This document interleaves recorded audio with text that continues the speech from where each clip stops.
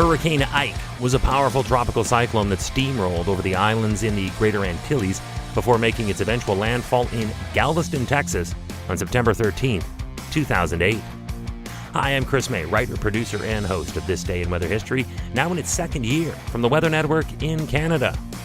Look, Galveston is no stranger to hurricanes. As a matter of fact, there was an eerily similar track to that of the 1900 Galveston hurricane, when this storm we are reflecting back on today took aim this day in weather history. It was the 9th tropical storm, 5th hurricane, and 3rd major hurricane of the 2008 Atlantic hurricane season when Ike developed from a tropical wave west of Cape Verde on the 1st of September. By the 4th, it had really built up a head of steam and had strengthened to a peak intensity as a Category 4 hurricane over the open waters of the central Atlantic while continuing on its track westward. Its first landfall befell eastern Cuba on September 8th, and then, after regaining its intensity, it made one final strike. This time, it hit Galveston, Texas, September 13th, this day in weather history.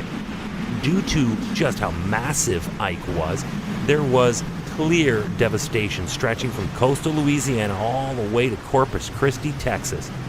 Ike would also cause flooding and significant damage along the Mississippi coastline through the Florida Panhandle. Ike was ultimately blamed for at least 195 deaths, 113 of whom were in the United States alone.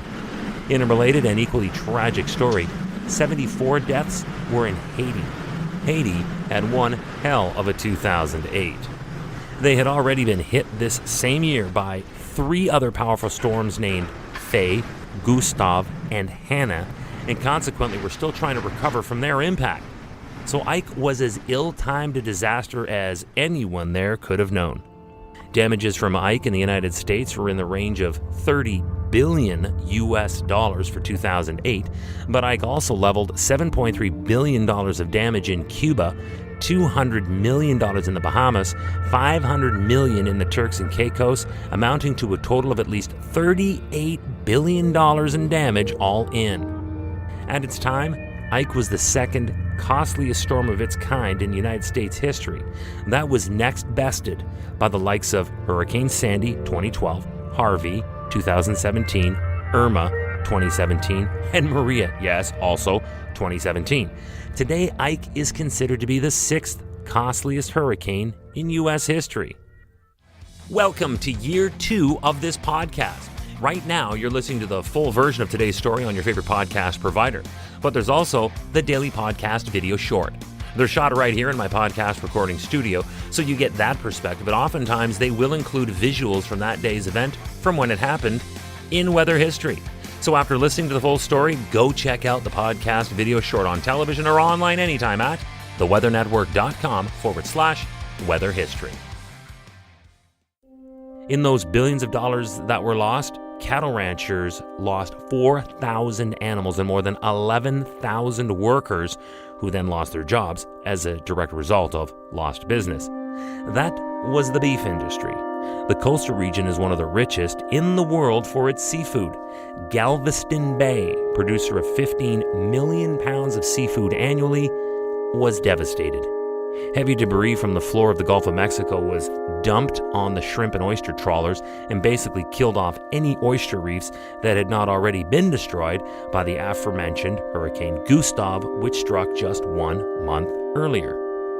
And the rich and world-famous Louisiana seafood industry suffered up to $300 million in losses due to the double knockout punch of Hurricanes Gustav and Ike in that same year. The storm went post-tropical the next day on the 14th, but did still drive a path north through the Union and into the Great Lakes region, affecting Canada. The remnants of the storm brought record rain to Windsor, Ontario, along with more widespread wind and rain damage across southern part of that province. Pretty devastating stuff for just one hurricane, but this was how powerful and far-reaching Hurricane Ike was when it made landfall in Galveston, Texas on September 13th, 2008, this day in weather history. Hey, do you like the podcast? We'd love to hear from you. If you have an idea, go right now to wherever you're listening to me and rate us if you would, please. It's on a 5-star system, and we would love as many stars as you can afford. So rate us, but then also review us. This way we can always stay on top of how you'd like to see the show evolve.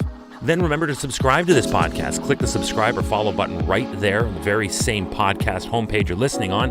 You'll be immediately reminded that the next day is ready to listen to, and you also have access to every episode in the archives. It dates back to June 1st of 2020, so there is a lot that we got to get caught up on this day in weather history. Tomorrow is September 14th, and we're going into outer space for this one. Because of the Cold War space race between the United States of America and the Soviet Union, great innovations and advancements resulted in the way that we analyze, observe, disseminate, and broadcast weather. On the 14th is when the United States fell behind the Soviet Union in that race. On this day in weather history, with me, your host, Chris May.